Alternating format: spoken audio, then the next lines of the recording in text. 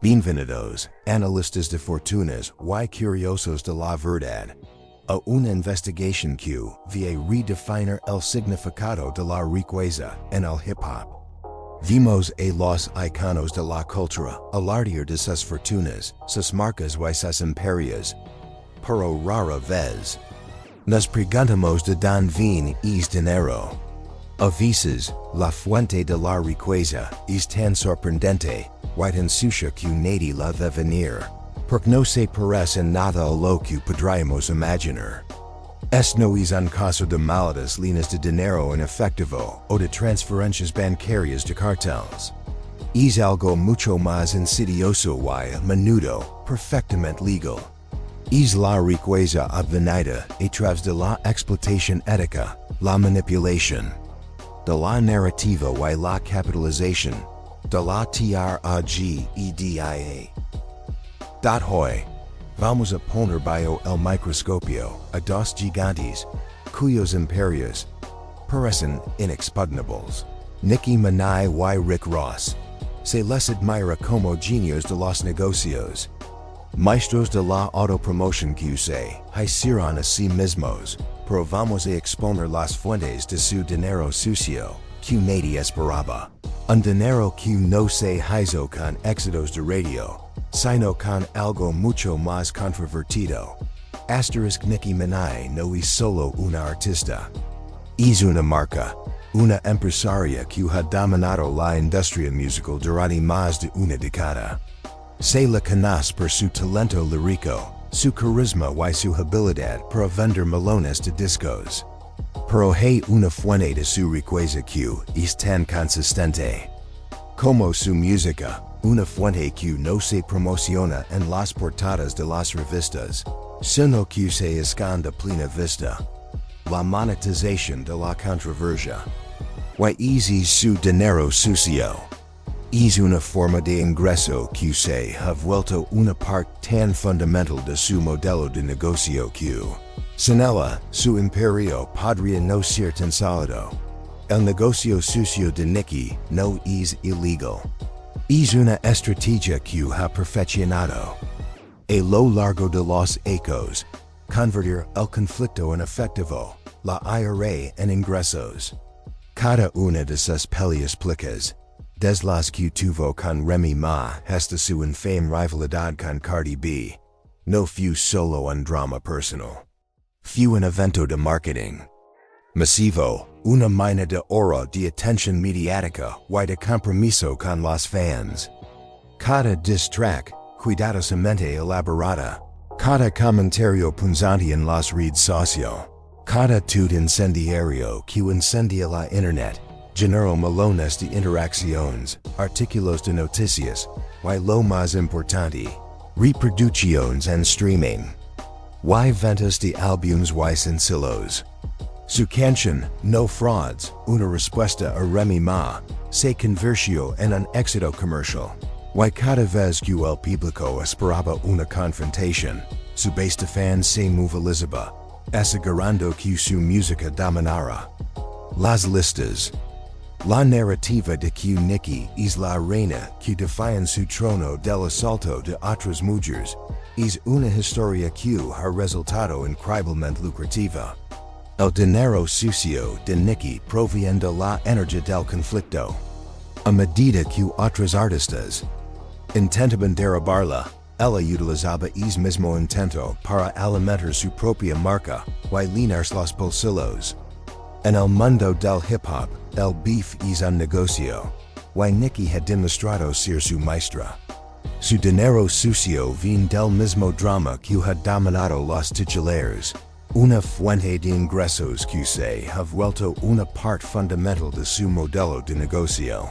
Además, Nicki ha sido acusada de usar una forma de dinero sucio que no es monetaria, sino de influencia.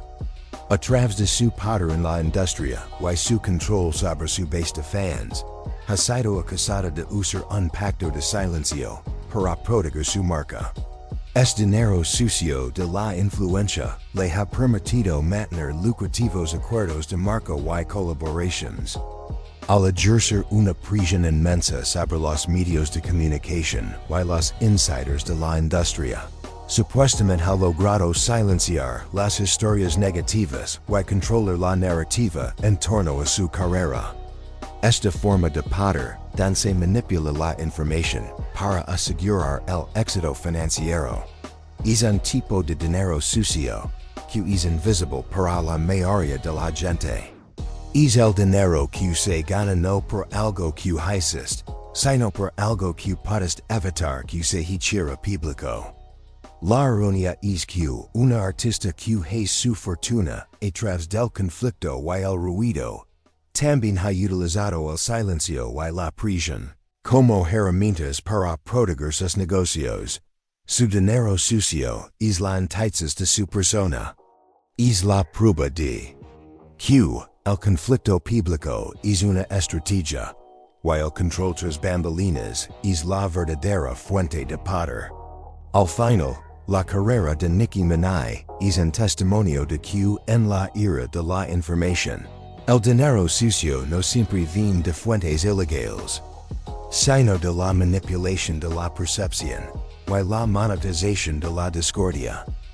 Rick Ross, el jefe, ha construido un imperio de bienes raíces y negocios de franquicias que ha generado una fortuna masiva. Su imagen de un capo del hip hop que se ha hecho a sí mismo es la base de su éxito. Pero detrás de este personaje, hay fuentes de dinero sucio que nadie esperaba, comenzando con la mismísima base de su fama. El primer y más fundamental negocio sucio de Ross es la venta de una narrativa falsa. El boss que presume de haber estado en las calles y de haber ascendido a la cima, en realidad, trabajó como oficial correccional.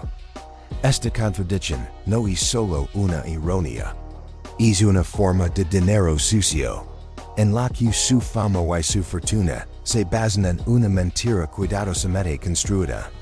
Su personaje y la riqueza que ha generado a partir de él se construyeron sobre una falsificación total de su vida.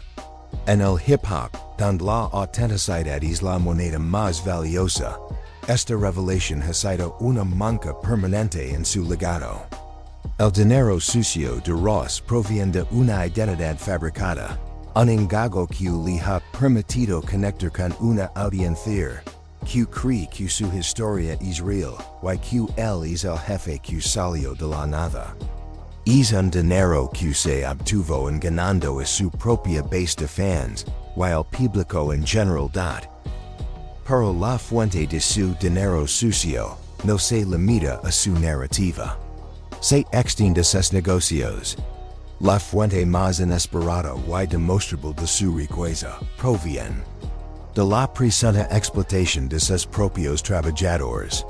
En 2022, el Departamento de Trabajo de E.U.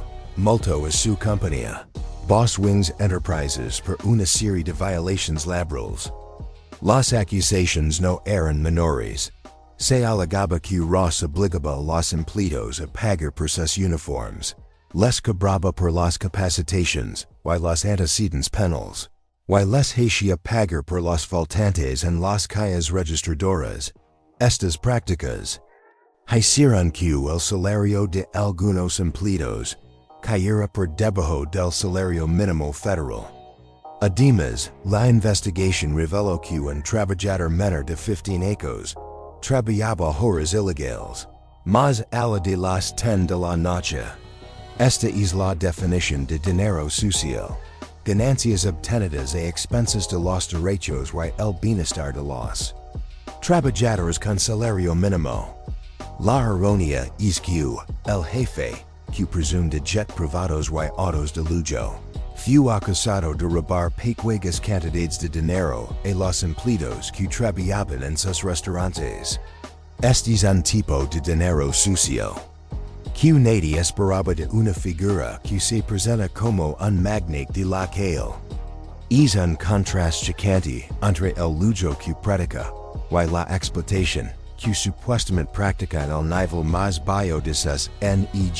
El sello discográfico de Ross, Maybach Music Group, tambien ha sido objeto de críticas por ses contratos. Aunque no ha habido demandas masivas, los rumores de artistas que se sienten atrapados en acuerdos desfavorables han circulado en la industria, sugiriendo una propensión a los negocios que benefician a el jefe a expensas de sus subordinados. La combinación de una narrativa personal falsa, prácticas laborales dudosas en sus restaurantes, y una reputación de contratos questionables en su celo, musical pintan un cuadro de un jefe que recuerda se ha construido sobre cimientos morales débiles. Su dinero sucio es la prueba de que el boss, que se presenta como un defensor del hustle de la calle, en realidad, utiliza los métodos más sucios de la jerarquía corporativa para amasar su fortuna. Asterisk, la verdad es que la riqueza de Nicki y Verás, aunque impresionante, tiene un origen inesperado y, en muchos casos, turbio. El dinero sucio de Nicki no se esconde en una cuenta en el extranjero. Se esconde en la estrategia de marketing que ha perfeccionado, una que convierte el conflicto en ganancias. Ha logrado convertir la toxicidad de las redes sociales en una fuente de ingresos que pocos artistas pueden igualar. El dinero sucio de Ross no se esconde en los tratos ilegales que sugiere su personaje. Se esconde en una narrativa falsa que le vendió al mundo y en la presunta explotación de sus propios trabajadores. Una fuente de ingresos tan básica como vergonzosa. Para Nicki, la sorpresa es que una figura femenina que enfrenta un escrutinio inmenso haya dominado la monetización del drama de una manera tan calculada. Para Ross, la sorpresa es que el jefe del que presume en su música haya sido acusado de obtener ganancias de la manera más básica y deshonesta, robando a sus propios empleados. Ambos han construido imperios que nos deslumbran, pero detrás del brillo se esconde una verdad que demuestra que el camino hacia la riqueza a menudo está pavimentado con negocios sucios que nadie espera. Y al final del día, ese es el verdadero secreto de su éxito. No solo tuvieron el talento para hacer música, sino que también tuvieron la voluntad de hacer dinero de maneras que, para muchos, cruzan una línea moral.